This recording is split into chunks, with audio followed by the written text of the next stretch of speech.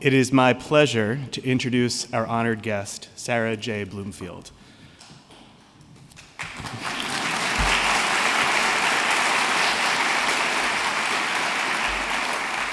Sara has led the United States Holocaust Memorial Museum for 24 years.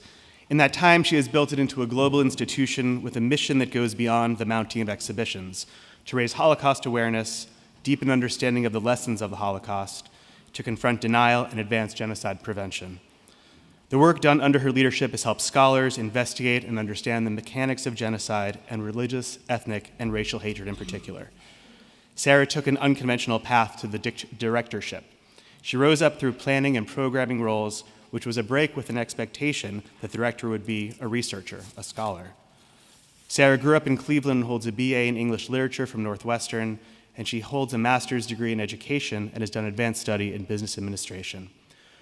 We're about to hear from someone with a remarkable array of skills and perspectives, someone who let herself be guided in life by her sense of purpose instead of worrying about doing things the same way as everyone else. Please join me in welcoming Sara Bloomfield.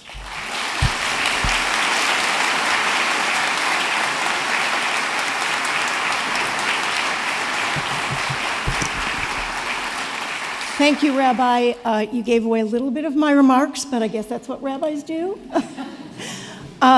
Congratulations, students. It's really an honor to be with you today and to really celebrate all the accomplishments that brought you to this moment.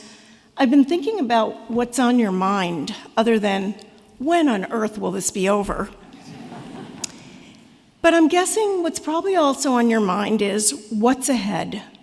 And that will, of course, be a lifelong question. And I wanted to share a little bit of my what's ahead trajectory when I was your age. As you heard from the rabbi, I've been director for 24 years, and I'm often asked, what were my qualifications for the job? Well, there's a surprisingly simple answer: none. Zero. No PhD, no Holocaust studies, no even history major, no background in museums, no family connections to the Holocaust. However, I'd been working at the museum for 13 years before I became the director, and I learned a lot on the job. And I was fortunate, and I hope this happens to you, that I had a truly exceptional mentor who gently and wisely pushed me. I'd also done something earlier in my life that helped me develop what I call a mindset, an approach to people in life that has served me well as a leader and was perhaps the most important thing that I've ever done. When I was your age, I was graduating with an English major. Do we have any English majors here? Oh, thank you, my kindred spirits. Please come talk to me afterwards. So I graduated college in 1972, and after that, I went to Australia to teach school. During those 2 adventuresome years, I was just thrown into another culture, just me on my own.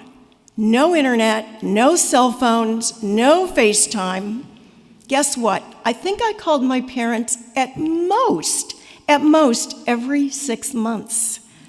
Right, seems unthinkable today. But here's what I did when I wasn't calling my parents.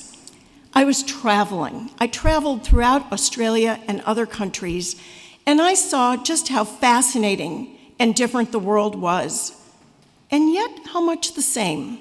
I developed a lifelong curiosity about people and places and how they came to be.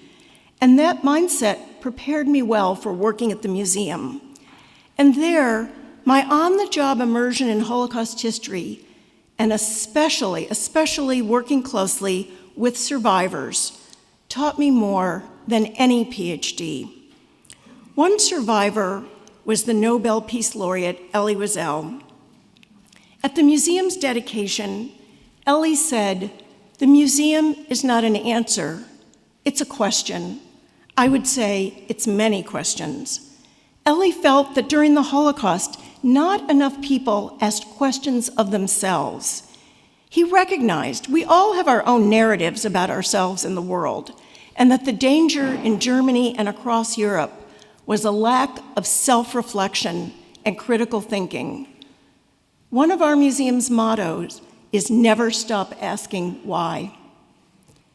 Now, imagine you're Jewish and being hunted by a most powerful regime with immense military might, whose goal is to murder every Jewish man, woman, and child in Europe. Nazi collaborators are everywhere. You're able to hide only because a few courageous individuals take enormous risks. And yet, while you're living in daily terror for your own life, you're thinking about the suffering of others. And this is what you write. Do any of those people in their warm and cozy living rooms have any idea what life a beggar leads? Granted, everyone's given a coin to a beggar, though they usually just shove it in his hand. And then afterwards, people are amazed that beggars are so shameless. Wouldn't you be shameless too if you were treated more like a dog than a human being? Have they ever asked themselves how beggars got to be that way? Human greatness does not lie in wealth or power, but in character and goodness. Everything starts in small ways, so you too can begin in small ways. How wonderful it is that no one has to wait, but can start right now to gradually change the world. How wonderful it is that everyone, great and small, can immediately help bring about justice by giving of themselves. Give whatever there is to give. You can always give something, even if it's a simple act of kindness. If everyone were to give in this way, there would be so much more love and justice in the world. Keep hoping, keep trying, keep giving. This is, of course, Anne Frank, from a little-known essay she wrote called Give. Now, Anne Frank and Elie Wiesel inspired me to adopt what you will probably find odd for an old Jewish lady, a holy trinity. I call mine GEH, gratitude, empathy, humility, G-E-H, GEH. I try to practice them every day. First, gratitude. Look at Anne Frank. There's usually much to be grateful for, including for us here, all us human beings who do not have to endure something like Anne did, our own mistakes. Be grateful for your mistakes. That's how we all do some of our best learning. Empathy. Brain science shows now that despite our inclination to see ourselves as rational actors, we're all primarily emotional creatures, each of us with our own fears and desires. And finally, and most importantly perhaps, humility. Challenge your own assumptions. Avoid simple answers to complex questions. Be a critical thinker. And as that deepest of philosophers, Ted Lasso, says, don't be judgmental, be curious. Or put differently, here's another museum motto: what you do matters. I want to close with a story from survivor Vladka Mead, who was 17 when the Germans invaded Poland. Like all Jews, her family was forced into a Nazi ghetto where conditions were designed to humiliate, starve, and thoroughly brutalize its inhabitants. She miraculously survived because she had false papers, spoke good Polish, and didn't look Jewish, enabling her to eventually join a resistance movement. Vladka only spoke to me about her family on one occasion. She told me that in the ghetto, her mother suffered from a painful foot injury that made it hard to walk, and from such extreme hunger that her eyes were sunken, her face hollowed, her body completely emaciated. And yet, in spite of her severe physical deterioration, every single week, her mother saved 2 pieces of bread to give to an old man in exchange for bar mitzvah lessons for her son. But that important Jewish ceremony was not to be.